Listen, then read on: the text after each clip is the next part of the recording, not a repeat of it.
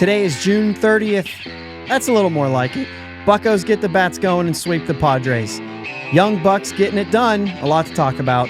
You're listening to the Bridge to Buctober podcast.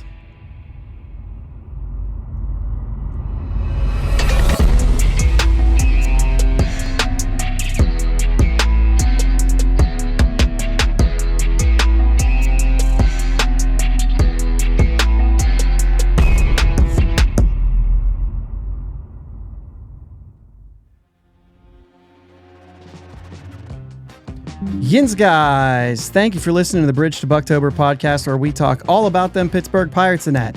My name is Josh, and sitting in for Jake today from Pittsburgh Baseball Now, Cody Potanko. What's up, dude? What's going on, man? It's a pleasure to be on. I've been meaning to come on for a little bit now. I'm glad I can do it now.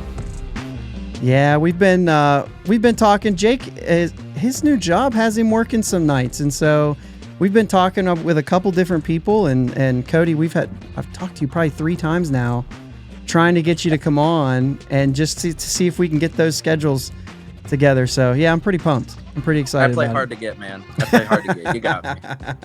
Third time's a charm, baby. That's awesome. Well, we have, interestingly, we have a lot of young player things to talk about this week. Pirates get a sweep when it looks like, I think last week we just kind of felt like, is this the low point? And maybe, but maybe not. But either way, some things kind of happened throughout the week. It felt like everybody's getting hurt, and then they kind of showed up. Yeah, they really did. We got to give shout outs to the young guys. Like you said, Henry Davis seems like he put a spark into this lineup. I was doubtful that he could provide this much of a spark early on. I obviously think he's a damn good talent, but I didn't think he'd provide this much of a spark. And to a smaller degree, man, we got to give shout outs to Jared Triolo, who has shown why he won multiple gold gloves in the minor leagues already. And Nick Gonzalez as well. He's put some good swings on balls. And and this goes out to my man, Anthony Big Bear Murphy. If he can work those counts, guys are going to give him fastballs, and we all know what he does to fastballs. Yeah. It's just a matter of if Nicky G can get a hold of a breaking ball. And that's remains to be seen right now. There's time. There's plenty of time for him. Yeah, we like to do something on here where we give him a little round of applause. We got first hits for Triolo and Nick Gonzalez. First home run for Nick Gonzalez in the series. So I'll give him a little clap right there. And I think that's really cool. Triolo's debut, the whole 9 yards. I love it. But yeah, I mean, definitely felt like there was a spark. A couple different things. I mean, we talk about the young guys showing up, and anytime young guys come up, I feel like there's a spark. I mean, you see what happened in Cincinnati when Ellie De La Cruz came up and they ran off 12 straight, and there's an excitement. There's, you know what I mean? Things like that. And I know that this team is already young, but it's different. Debuts are different. And, you know, everybody kind of gets a little youthful even when they're older, whenever the young guy comes up. Also a part of that, and we'll get into all the young guys, do all that stuff. Also a part of that, though, was McCutchen has a players-only meeting either Tuesday or I don't know if it was during the Monday day off or whenever it was. I thought I understood it to be Tuesday before the game, but he kind of downplayed it. Some of the other guys were kind of vocal about it being pretty impactful. And so I don't know, like, where do you sit with, I mean, I know that like the timeline matches with a lot of things. Yeah. And so I don't think that credit necessarily has to go one place. But where are you at with guys like, I mean, McCutchen's not a very outspoken guy to the team like that, like rah-rah guy. I thought that was really interesting that he did that. Yeah, and I think we have to get into this from a different perspective, I guess to say. I think credit can go to the youthfulness with the Pirates bringing up Triolo, Davis, Gonzalez, and the player meeting, I'm sure, has something to do with it too. I mean, you have all that youth in the locker room, and you have a 13, 14-year vet in Kutch. And I'm sure Carlos Santana had a part to play in that meeting as well. I mean, Rich Hill. I mean, these guys matter to these young kids. They see what they've done. They've seen what they've accomplished. And, it's kind of like when your dad says, I'm not mad, I'm disappointed.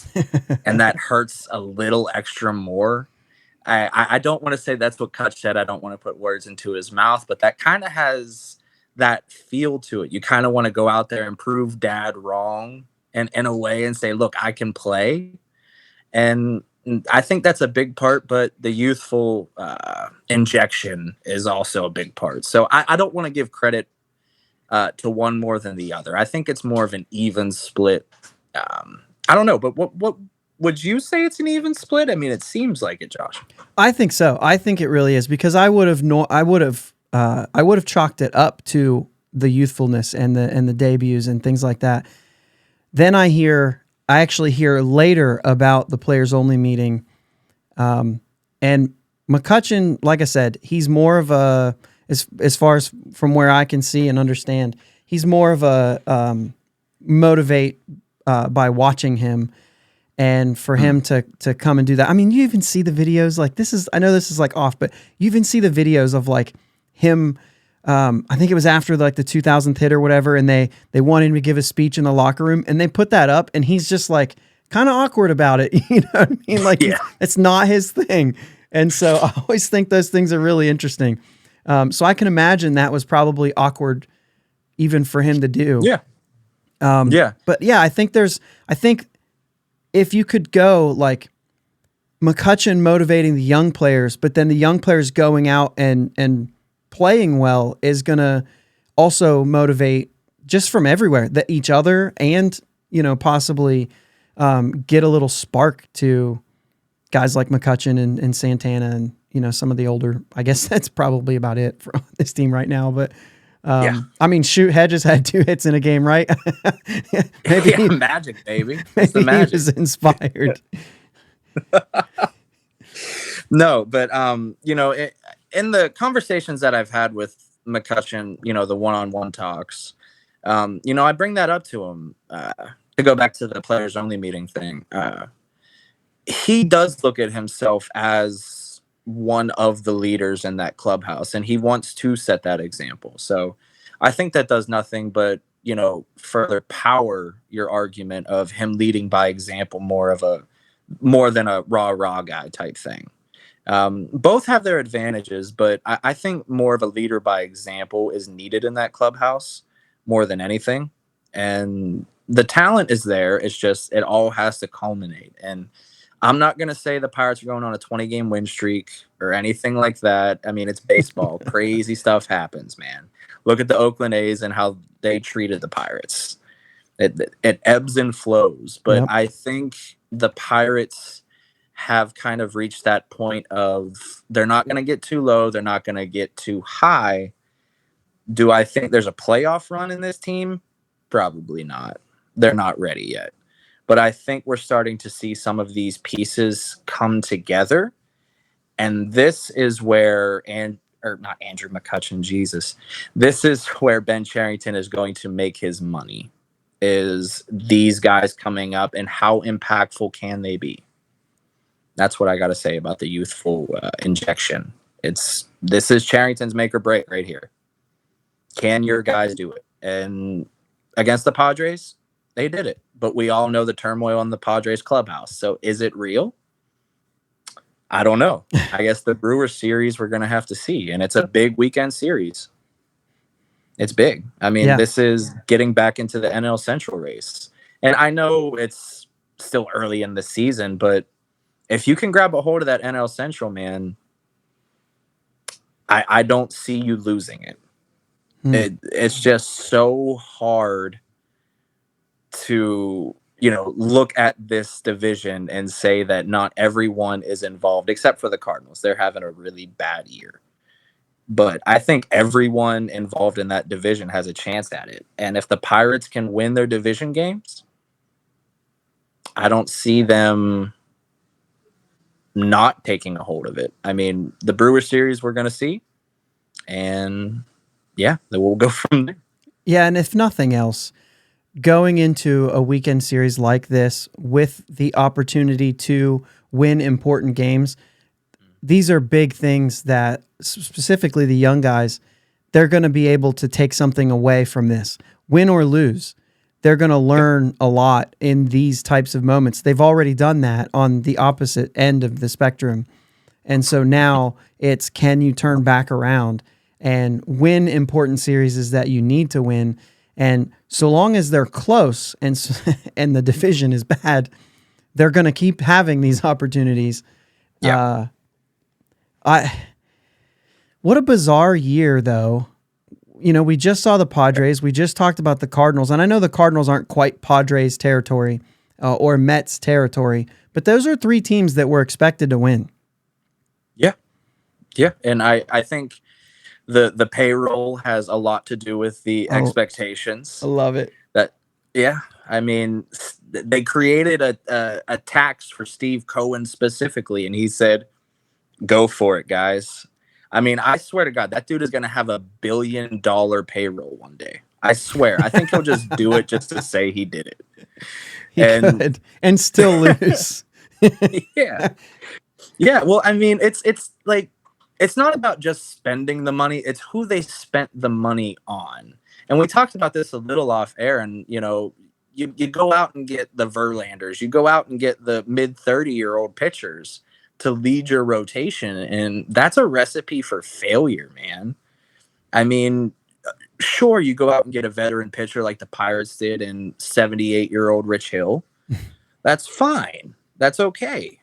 But you don't fill your entire roster with mid 30-year-olds and expect, they should be able to go 6-7 innings on a regular basis. That's fine. And anchor it with what? Verlander's over 40, isn't he? Yeah. And Scherzer's like 38. So like you're talking about, and that's your anchor. Right. And they have Quintana too, no? Yeah. And I don't think he's back yet. I don't think they expect him back for a minute. A while. Yeah. Kind of like the Harleen Garcia situation. Are we ever going to see this guy? We don't know. Last I heard, he still can't grip a baseball, so probably not. Yeah, I think we should walk up to Harleen Garcia and say, how dare you steal Bob Nutting's money, sir? How dare you? I think it's fine. Lonnie Chisenhall got ran out of town. Yeah. Didn't you learn your lesson? Mm. No, but that's an unfortunate situation with Garcia. I was interested to see how he'd perform out of the bullpen, but you know, we are where we are. And, you know, going back to that payroll, man, I mean, it's just laughable. It really is. You know, I don't know how you feel about, you know, the Padres being in that quote unquote small market, but I mean, what is it? $500 million and what, 2, 3, 4 right there, if not more. Yeah. That's insane, man. No one should go out and spend that kind of money on people. They're players, man. They're just play. I get it. Play to your value, and baseball's a little different. You know, they're signing 15-year deals, and it goes out to be like 20-30 million AAV or something like that. But it's just ridiculous money being thrown out there, and money doesn't win championships. That's the biggest thing. You can't buy wins in baseball. It's just impossible. And we talked about that, and there's been a lot of people who've made the case that the Pirates won't win until they spend $100 million or whatever. And I'm like, that it doesn't matter. Your salary does not matter. If you have a bunch of talented guys that are in their first 3 years, you're gonna have a small salary. Yeah. And so it doesn't matter. It's talent that wins games. Now, sometimes you have to pay for talent. So that is fine, but that's not the first thing. That's the second thing. Of course, yeah. And the way that the Padres did it, you put a bunch of superstars on a team, and I don't know if they're in their own way or if they just thought, I mean, we could probably chill and still win because we're so good. And it just doesn't work that way. Like you got to play the game. Yeah. Yeah, and you got huge personalities in Tatis Jr., Juan Soto, Xander Bogaerts. Yep. I mean, Manny Machado. Right. And these are even Blake Snell. I mean, you can get into their pitching staff too. It's a whole bunch of alpha males in that locker room. and it 9 times out of 10 that's not going to mesh. It just isn't. You need role players. You need the followers, not the leaders, all the time. And it's a recipe for failure. And we've seen the tweets, we've seen the reports of how tumultuous that San Diego clubhouse is. I mean, you got guys at each other's throats. I think it was Graves on Twitter said, "Who tarred and feathered a player today in the Padres clubhouse?" I mean, it's that bad there, man, and it it just goes to show, like we said, money can't win. Yep. It just can't. You know, even in 2013, the Pirates had. I'd have to talk to Ethan Julian about it, what their payroll was in 2013, but it wasn't all that huge. If it was 100 million, it was barely over 100 million. Mm-hmm. You know, it's all about the dudes you get. AJ Burnett, Marlon Byrd, Russell Martin. I mean, those aren't big time names, but they're veteran leadership who have been there and done that. And you have the right mix of youthfulness in your lineup. That's a recipe for success a lot of the time. It's just a balancing act. And that's why I don't understand why guys like Shelton get the most hate I've seen a manager get in quite some time. You know, he's dealing with a youthful lineup. He's dealing with a lineup that doesn't have great matchups when it comes to certain pitchers. And his bullpen isn't what you call amazing, but he's working with what he has. And I know you wanted to get into Shelton a little later, but I'd love to dive into the recent Shelton hate and his most recent addition into the All-Star game. Yeah. Hey, Shelton is going to be a coach at the All-Star game. yes, he is. It's to me, it was very funny. It was very funny right out of the gate because of the hate that he gets. And it was like, oh, now, and I understand it's mostly because of a friend. So let them, let the tweets go. That's fine. But I think it's pretty cool. Hopefully a good experience and, can bring something back from it. But, before we go too far, let's just go ahead. Let's go ahead and go into it. Because you have thoughts on Shelton there. You have thoughts about the All-Star game or Shelton or whatever. Let's go. Yeah. I didn't mean to take over the show for a second. You're fine. I thought I was on 2HG for a second. I was leading my own podcast. That's awesome. I love it. I need forgiveness on that. No, you're good. But yeah, it's just ridiculous to see the amount of hate that Shelton gets for fielding a team that isn't quite built for success just yet. So how can you gauge a manager's abilities based on kind of iffy pieces right now? I mean, there's some cornerstones in that lineup like Brian Hayes and Brian Reynolds and David Bednar and Mitch Keller and some others that can't come to mind for some reason right now. But it's hard to judge anybody when the recipe for success isn't quite there. You're missing some ingredients, and maybe those ingredients haven't quite matured yet for you to give a proper opinion. And I know it's based on a friend. He's going to the All-Star game, but he has put this team in a position to win, and he has put this team in a position where even Ben Cherington didn't even expect them to be at.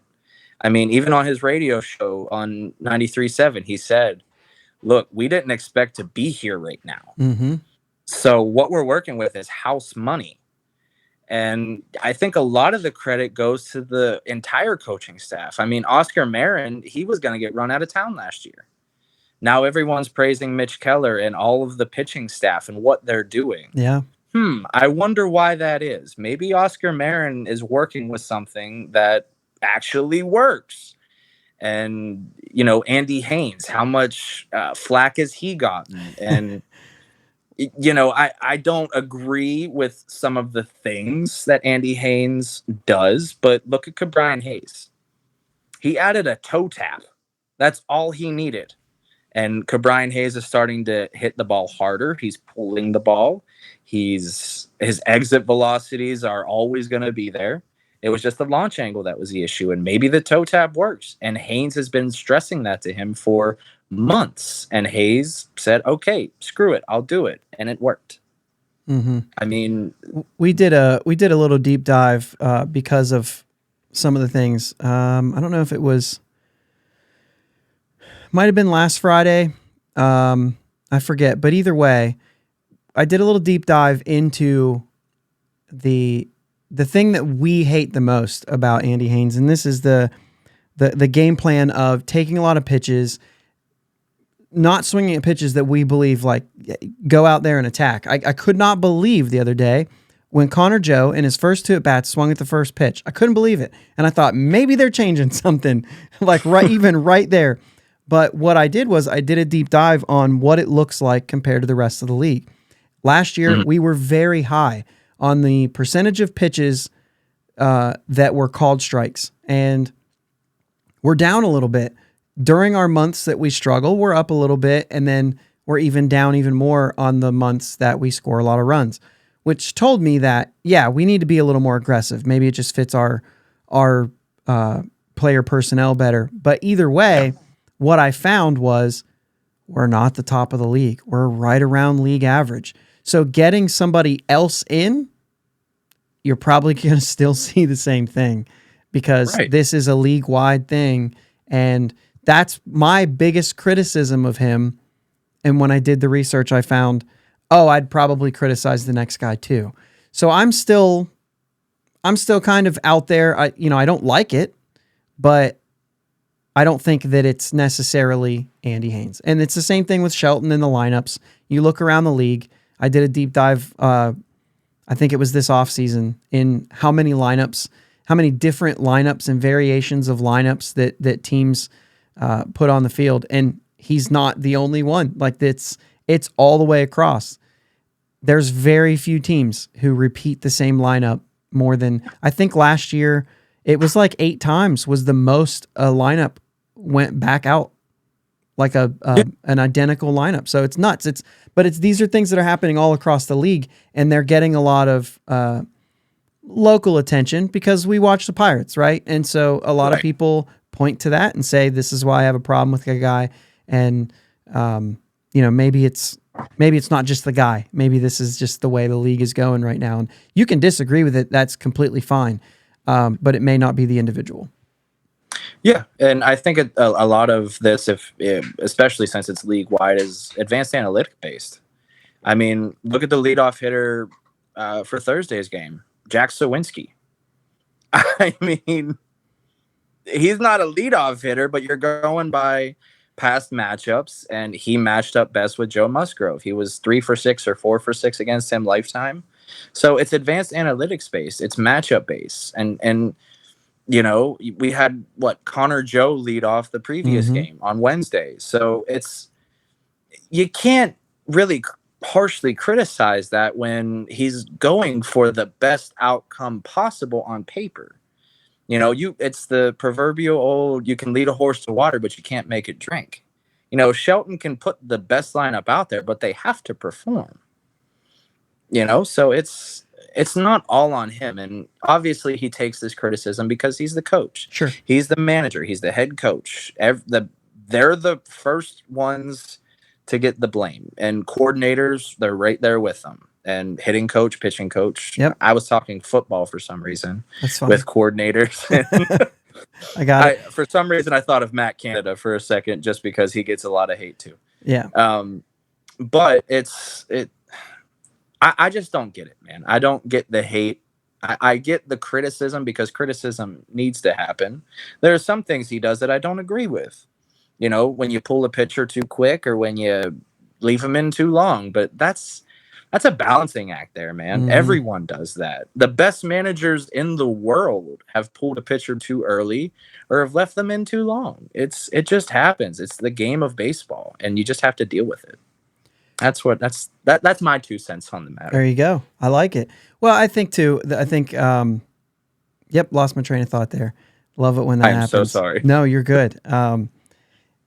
Yeah, I don't have it, so I'll just move on to the next thing. So, We did say something. I was going to say something at the beginning of the episode, Domingo Germán and his perfect game. I didn't, so, whatever. I'm going to skip over that. I'd like to go back to Henry Davis for a second. Okay. What is his 6 or 7 game hitting streak at this point? 7. 7 game hit streak. And I think that you even just said a little bit ago, and you kind of brushed over it, but I didn't expect that he would be, I think, a huge difference maker. He is a legit difference maker. Mm-hmm. There has been at least 2, but I can think of maybe 3 or 4 at-bats that have swung momentum completely, or like the chopper down the line that just broke it open. And just big time at-bats and big time moments for even just one series. But even before that, it seems like he has this game has not one time felt too big for him, felt too pressured for him. And I was excited when he came up. I really thought Endy was getting the first call up. I thought they would just do it and give him. And they saw something somewhere and they made the right call. And he's more than ready. And it's easy to say that when they're in the minors. When they come up, he's shown up. He has. And I could tell that he was ready my last trip to Altoona. We talked about this a little off air, but when I talked to Calix Crabb about Davis and the developments that he's made in the off season and the fact that he just goes to work. This dude's a dog. He goes in, punches out, and he breathes, eats, sleeps baseball. This is this dude's life. And I know guys, fans like to think of Brian Reynolds as the biggest cornerstone to this team. It's going to be Henry Davis. This dude is, you saw his excitement when he hit the double. You saw him clap his hands. You saw him root for Nick Gonzalez after his first home run. This dude is a rallying cry. He is a living, breathing, walking rallying cry for this team. And it's a great thing to see, especially from such a young player. And also, we got to shout out the no gloves. Yeah. He's going gloveless to the at-bat. That's amazing. That's my ADHD talking. I squirrel. That's I'll jump in with the ADHD. Literally, this evening played some softball, and I was keeping book. I run the team, so I was keeping book, and then it was like, "You're up," and I'm like, "Yeah." And I went without putting my gloves on. I was like, "I'm just gonna Henry Davis this thing." Like, I'm already there. I'm already thinking on that length, so I'm right with you. That's incredible. Yeah. And the power is there. We've seen the power, and I'd like to see him hit the ball a tad bit harder. He's getting a little bit of lucky hits, but that's a great thing to see. Yeah.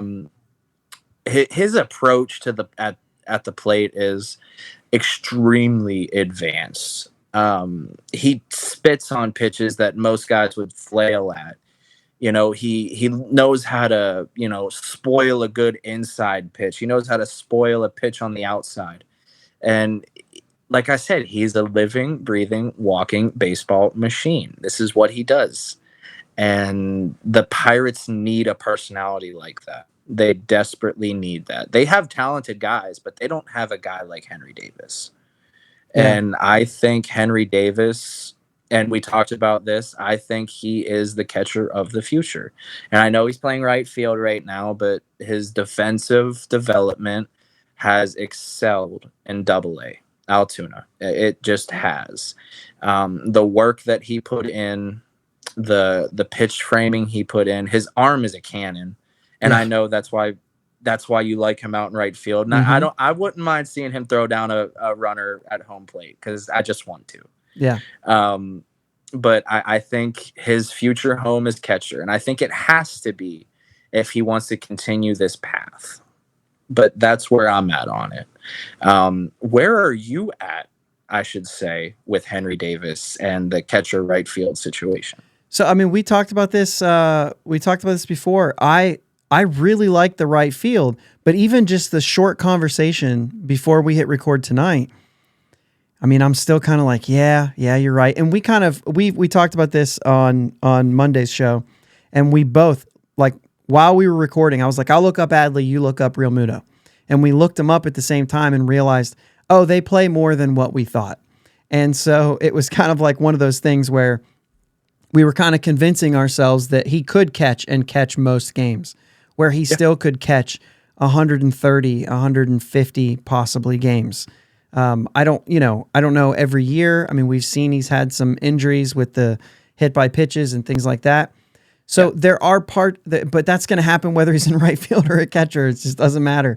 So there's still part of me that sees that, but it's the other thing where it's like, well, if we have Endy coming up, so we're going to have a catcher, we're going to have somebody that you could put into that position and have him in right field.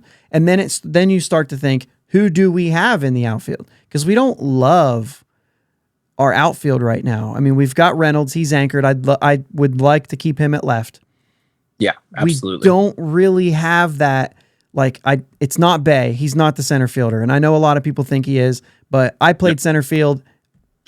I'm sorry. He's making up for a lot with speed. And I've shared that before, and he'll get better at it. That's fine. He does make dynamic plays. It's all fine. He's not the guy. At least he doesn't look like it yet. And Sawinski has been fine. He's not going to like screw up, but he's also like, he's just not a center fielder. He doesn't have the arm in right. At PNC, you could get away with it. It's accurate, but it's not like he's not throwing Henry Davis 96 mile an hour into the cutoff man. That was incredible. Yeah. Or almost getting Machado just caught sleeping, just walking into second. Yeah. You know what I mean? Things like that. And so like I saw that and I was like, man, could you imagine just a power hitting right fielder just hanging out? So I drooled at that. But the more I look at it, the more I'm like, Polanco did that to you, probably, didn't he? Drooled at that? No, not really. I don't know, because he was always kind of interesting to watch out there. I think he got a little bit of a bad rap early, but he definitely deserved it later with his defense. He never looked graceful, to say the least. But no, I just, Henry Davis, it just felt like it could have been like that could be it. But then again, the more I think about it, the more I'm like, yeah, but if Sawinski can just figure out a little bit more, like to me, I'm happy with a guy hitting sixth who's not hitting high, walks a lot, and hits bombs. Like at this rate, he's a 30 homer guy every year. Yeah. And I didn't believe it. I didn't believe it at first. I thought his rookie year was a fluke, but he's showing the true power. Yeah. Yeah. He's showing true power, man. So if he's in right, that makes a lot of sense. We still have a center field situation, and I think we have a bunch of middle infielders, and none of them are going to be like amazing fielders. Yes, or just like they're all good players. I think that like some of them are going to surface and be major league players, starters. I don't see any of them outside of Cruz, I don't see any of them being a superstar, an all-star year in and year out. I mean, are they even Neil Walker? I'm not sure. And so it's kind of interesting to me. I mean, Neil Walker was a 20 homer guy. He's going to hit decent. He's going to grind out. You know what I'm saying? Like we have some guys like that, probably a little more athletic than Neil Walker. You know what I mean? I mean, he was one of the shift created second baseman. He was good enough because of the shift, and probably more so than guys like Moustakas. You know what I mean? Like he could hold his own a little better than that.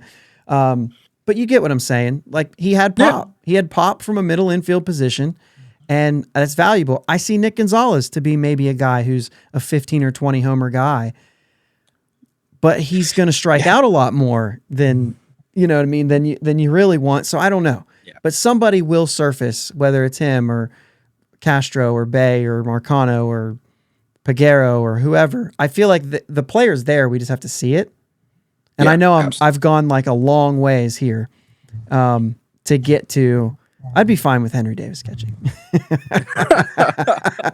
But I don't know like how far, because how long do you start mixing in? Because you have Andy, you have Henry, you're talking about DH. And I'm also an Andrew McCutchen guy. I don't know how I can't be. If he don't finish his career here, how many years are you looking? It's certainly going to be the rest of this year. It's probably going to be next year. It might even be one more year of this. I don't know, but that's it. I don't know. And if that's the case, we're kind of messing with that whole, well, we'll DH and catch these two guys and give them days off at DH. And it's like, well, except if you really want McCutchen, it's that, you know what I mean? So you do have to figure something. And that's where I think maybe my Henry Davis thoughts were, I'd also like to see totally O'Neal Cruz play in the outfield, but Henry Davis said, I'm only bringing one glove to camp. And when push came to shove, he's out there and he's playing well. So maybe there's a chance for O'Neal Cruz to still go to the outfield. I'm kind of sad that you didn't give Josh Palacios a shout out. He's proven to be a very capable, it's twice, 3 times a week guy. Yeah, and that's, I think one thing that he's showing is he's fulfilling a role that I thought was going to be fulfilled by Cal Mitchell or Kanan Smith and Jigba.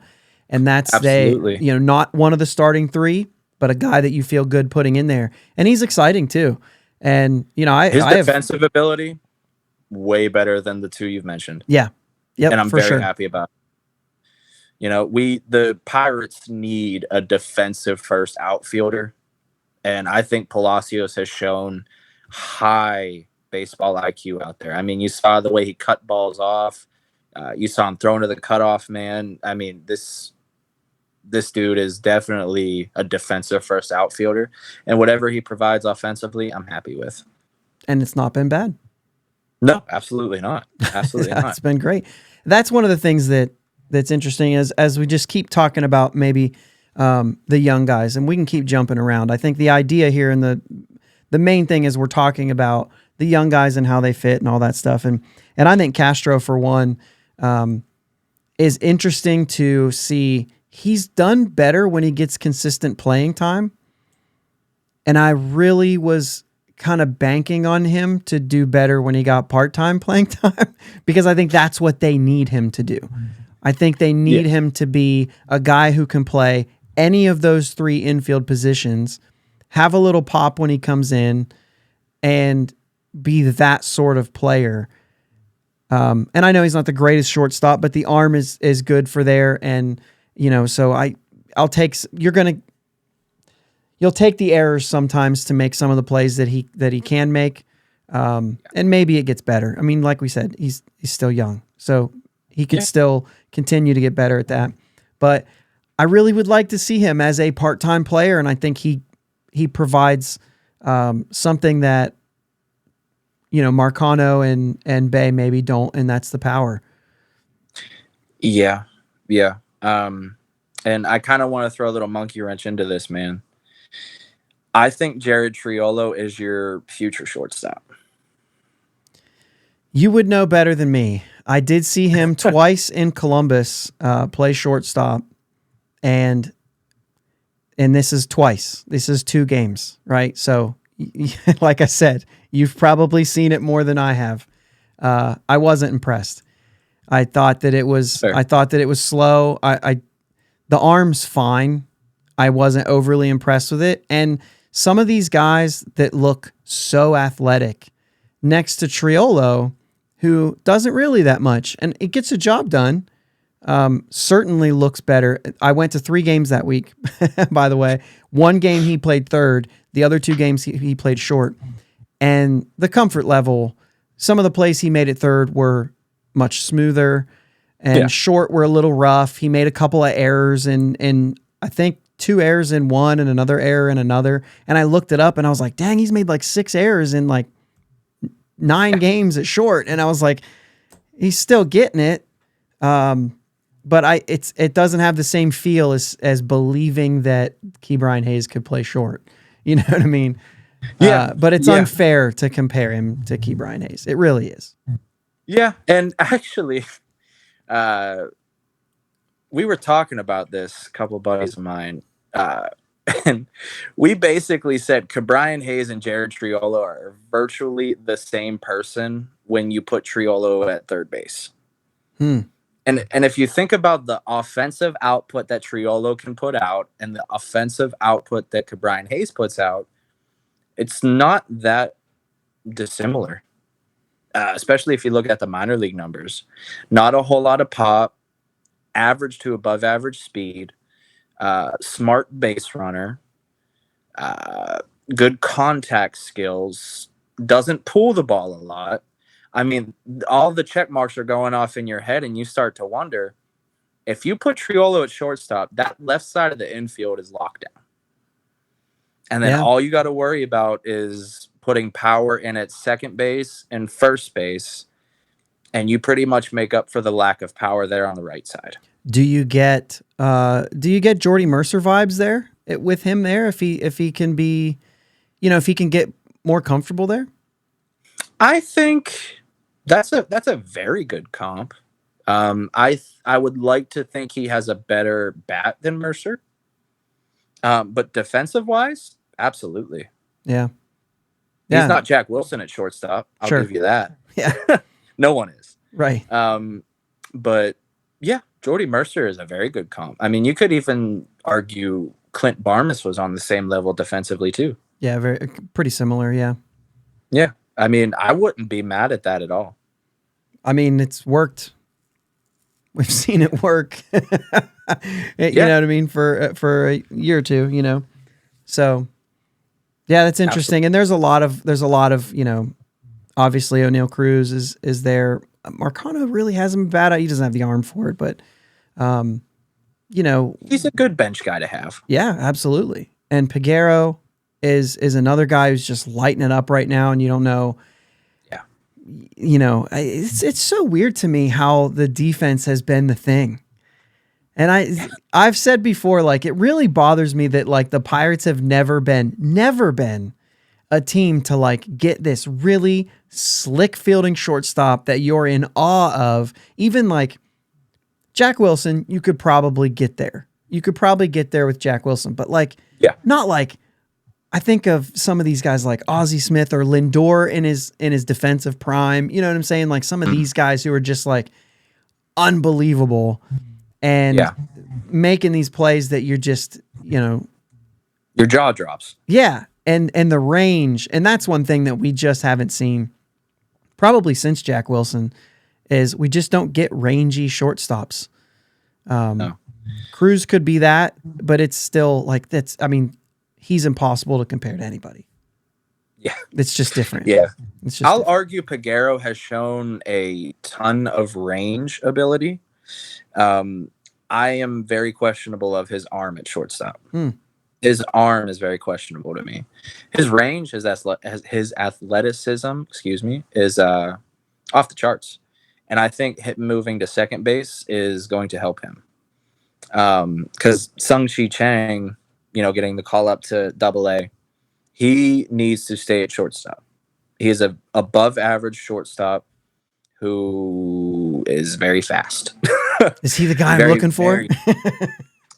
Yeah. If you watch the World Baseball Classic, he and Yu Chang, of all people, Pirate legend, dominated for Chinese Taipei. And Sung-Chi Chang is one of the young voices on that team, and I'm very excited about him. But that's for another podcast. That's for another one. I like it. But yeah, I like it. The defensive output that we've seen the Pirates have over the years is very underwhelming. Yeah. Very underwhelming. You had Josh Bell at first base, and now you have Carlos Santana at first base, and you're like, holy hell, that's a hell of a defender. But if you really think about it, Carlos Santana is just above average first baseman. Yeah. I mean, he's a major league first baseman. He's what they should be. Yeah. As long as you don't put a dead body at first base, it's an improvement from Josh Bell defensively. That's not wrong. That's completely wrong to say, politically correct wise, but that's true. We may have given him a run for his money a couple of years ago, but we had some really poor play at first base as well. But Yeah. that's also for another. That was for a lot of podcasts that we had. I was decently vocal about first base in the past. So just go back to the archives. It's there. I don't have to Highly save recommend. Yeah, so that's really, I think we kind of covered everybody. Nick Gonzalez, I mean, the strikeouts are there. I think they're going to be there. Maybe he improves on them. Maybe he doesn't. Like you said, if he can hit a breaking ball, he's incredible. I mean, he's a big deal. If he can lock that in, it's a big deal. Absolutely. And I think his floor, I think he's more closer to his floor, what I think he'll reach. I'd say he's a 3-WAR guy. You need that on a team. Yeah, absolutely. You need that. You know, I don't think he's going to wow you defensively. I don't think he's going to wow you offensively, but a 3-WAR guy is needed on every winning ball club. And, you know, that's not bad for a 19th overall pick. I'd take a 3-WAR guy, 19th overall, if that's guaranteed. Nick Gonzalez? Why am I thinking he was 7, right? 2020? Maybe he was 7. I'm thinking 7. The draftsmen have been running together for me because I've been doing draft coverage recently, and each year has thrown me off completely. I am a year off. Yeah, he was 7th. Yeah, 2020, 7th? He was 7th. He was the first. He was the first Sherrington draft. That's right. Okay. And I thought it was interesting, you know, like 2020 and then Davis in 2021, and both of them were, at least if not they were one of the top bats in the draft, college bats.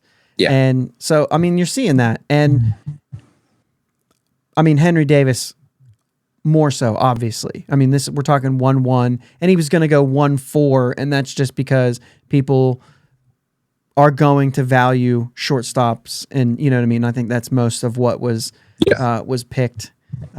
Mayer and I can't think of the other that was up there. Lawler. Yep. Yeah, and so like there was guys like that you know that were on the list. They went where they did. I still think it's great. I mean, Solomito looks great. You don't get him without doing that. Kind of, I don't know. We're not going to get into the draft this year. I haven't prepped enough. We are going to talk about the draft soon, but I guess I can say, who do you pick 1-1? Do you know yet? Me? Yeah. Without going deep. I am between Langford and Cruz, and the more I do research, the more I am very comfortable with Langford at 1-1. Okay. Yeah. I've been preaching Cruz this entire time, and I still wouldn't be mad if they draft Cruz. But Langford, he's getting a lot of comps to Henry Davis. We've talked about this, me and a couple buddies of mine that we do my podcast with. Yep. I wouldn't mind another Henry Davis 1-1. Not the way it looks right now. Absolutely not. No. It's paying off. And quickest 1-1 to the show since, what was it, like 70-something? 1970-something? So, like, yeah. I don't know. I mean, that justifies 1-1 if he's able to do that. I am staying the hell away from Skeens. Man, I am. Everyone, not like, they don't know. They're trying. You know, everyone I watch, they're really just trying to get me to go Skeens. And man, do it. I just don't know. I understand the value. I'm just not sure. Pitchers scare me 1-1 all the time. Yep, 100%. You know, I'm there. Not everyone's Garrett Cole, man. Yeah. You know, and Skeens, amazing talent, not 1-1 talent. I haven't heard him complain. Does he complain? I don't think. Well, he's not Garrett Cole then, so we can't make that. We can't do that. If he's not complaining about something, I don't want him. Classic, man. All right, so the weekend series, the Brewers. We usually cover this stuff late. We kind of talked about this earlier about going into a series and something that's meaningful to try to get back into the mix here. But I will cover here. We can probably wrap some things up here. Beto, Freddie Peralta, Friday. Oviedo, Corbin Burns on Saturday. I'll be at the game. You said you're going to be there Saturday and Sunday? Yep, I'll be covering for Pittsburgh Baseball Now. Awesome.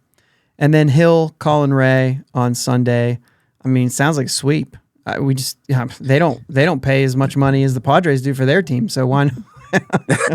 Why not? If only it were that simple. If only it were that simple.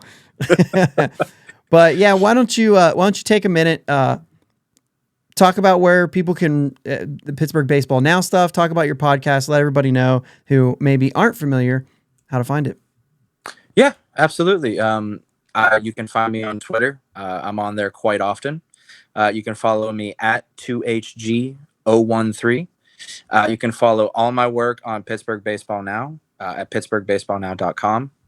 I write daily. I write the previews. I give you guys some neat little tidbits. The matchups, the weather, things like that. I'm really into writing feature pieces. Expect some from me this weekend as I cover. And we're bringing back the podcast soon, 2.5 Gringos. Just got to get all the business stuff out of the way for YouTube and things of that sort. So looking forward to bringing that back. And I really appreciate you, Josh, for bringing me on and helping me shake the rust off before I start up my podcast again. Perfect. Glad to be glad for it, and glad to have you on. It was a good time finally getting you on, and I know that it's been a lot of fun on our side too. So, was it good for you? Yeah, the ultimate question. That's good. It's a good way. That's when I roll over and fall asleep. Okay. That's perfect. Hey, thanks again for coming on, and everybody else. If you didn't get to listen to Monday's show, go back and listen to it. Other than that, I think that's all we have for tonight or for today. Let's go Bucks. Thanks for listening to my dad and Uncle Jake on the Bridge to Buctober podcast. Follow them on Twitter, Facebook, and Instagram at Bridge2Buctober. Don't forget to subscribe so you know when new episodes are released. Clear the deck, cannonball coming, and let's go Bucks!